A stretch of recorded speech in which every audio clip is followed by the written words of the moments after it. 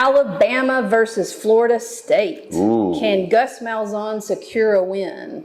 Can he secure a win? Oh, man. Let's see this. No. No. I don't think Florida State comes out on this one. I think Alabama has too much depth in their tracks. I think Alabama actually wins this, like fiercely wins this. Yeah, I think that the fact that Gus hasn't really engaged with Alabama since 2020, and he lost in that game significantly. It wasn't a little bit, and that's what got him fired. Yeah, was terminated after the Iron Bowl. No, actually it wasn't. Correction. Oh, really? It was after Mississippi State, and he won. And it was Allen Green being, not. Yeah, but smart. he didn't secure the victory over Alabama, so that was kind of the last nail in the coffin. Is that like how you keep your job at Auburn? Is so long? Yeah. Well, I mean, look at it. You can, like, for an Alabama or an Auburn fan. Yeah. And even, just you can look at kind of the history of Alabama versus Auburn. If you could lose all season long, as long as you pull out that win against either, Alabama or Auburn, it makes the season okay. It makes it bearable. I guess it makes it bearable, but I'm tired of living like that as an Auburn fan, right? So for Gus Malzahn, it was great that we were like, okay, 8-5 and occasionally beat Alabama. All right, that's great.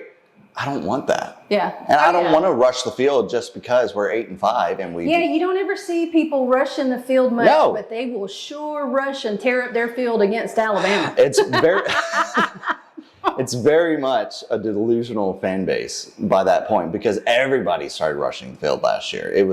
We're getting to that point where just rushing the field is we're turning into Clemson. That's honestly what it is because Clemson allows that. They allow their fans to actually storm the field. Oh, wow. Yeah.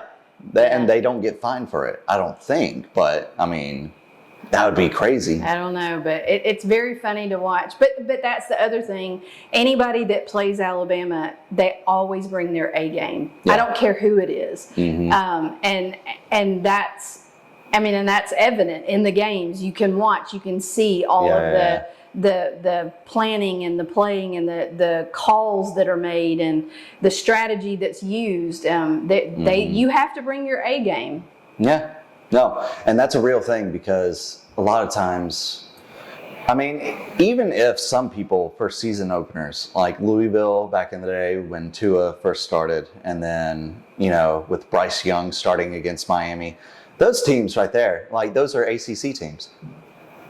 They lost. Yeah. They lost bad to Alabama. Now, that was Nick Saban's year, and that was the beginning of the NIL and how everything was going. But I think Caleb DeBoer is actually a very secure coach. I think he can have the system that he wants for where he's at. And he's getting backed up by Nick Saban.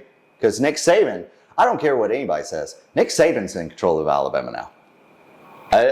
I believe that wholeheartedly. I think that he is actually in control. There's nobody else that's in control in Tuscaloosa. All right. That university is ran by Nick Saban. It's Papa Saban now. That's what it is. That's what the roles have turned into. He's a grandfather now to everybody in Tuscaloosa. He is definitely the one mentor that I would want on my team. I would love to have him on my team. And there's that big old rumor right now that if Hugh gets fired, and hopefully, I wish nobody gets fired, honestly. If Hugh gets fired, there's a big rumor that Saban comes out of retirement. And it's a theory. Yeah. Yeah, and he comes up. That Bigfoot sighting thing? Yeah. Yeah, it's repeating itself. Yeah. Delusional Auburn fan, right? Yeah, I got Alabama winning this. They win by 21. So, and Gus Malzahn's offense, it's very much past tense. You have to evolve. That's the reason why his offenses started lacking at Auburn.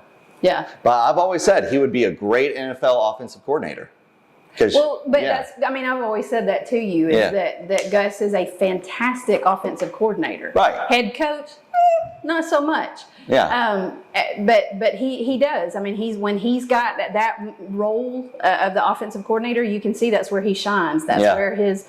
But yeah, so it's going to be interesting. Alabama, the second year of DeBoer coming in. That's going to be, I mean, we got a quarterback, that don't know if he's going to be like Bryce or not. You've got Ryan Williams coming back, and I'm telling you, that little boy, young man, he's a boy. He the way he can pivot on those feet and how he can. I mean, it's so much fun to watch him. Was he a ballerina back in the day? I kind of wonder a little bit. It's not a shot at him. Being a ballerina is not a bad thing. Like, that's a very agile and flexible and the ability to quickly pivot. And I mean, watching him when he would make some of those catches and then immediately pivot, turn, and take off sprinting, I was like, oh my God, that is it's a different kind of player. And you can see in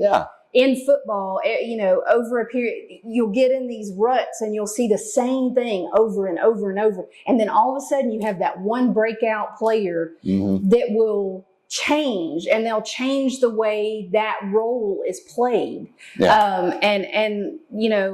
What's his name that was the defensive end, Lawrence Taylor. The linebacker, Lawrence Taylor. Oh, yeah, Lawrence Taylor. Yeah. Kind of like how he changed that position. I mean, he literally that phrase, blindside.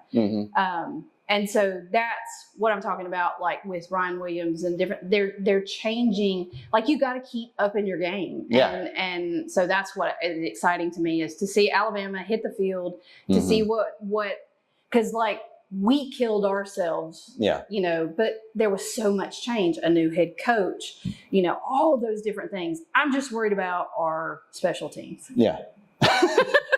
That's Alabama's problem every single year. Are we going to have another year of they're kicking the football and you go like this? Oh, God. Okay. So. Well, anyways, yes, Ryan Williams, Ty Simpson, I think he's actually going to be really good. Because Caleb DeBoer turned Michael Penix into something. Like, he really did. And I don't care. Caden Proctor. Oh, yeah. God, man. So, we've got great players. It's, can we show up for ourselves?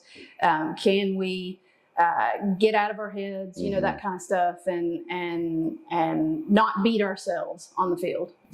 So, no.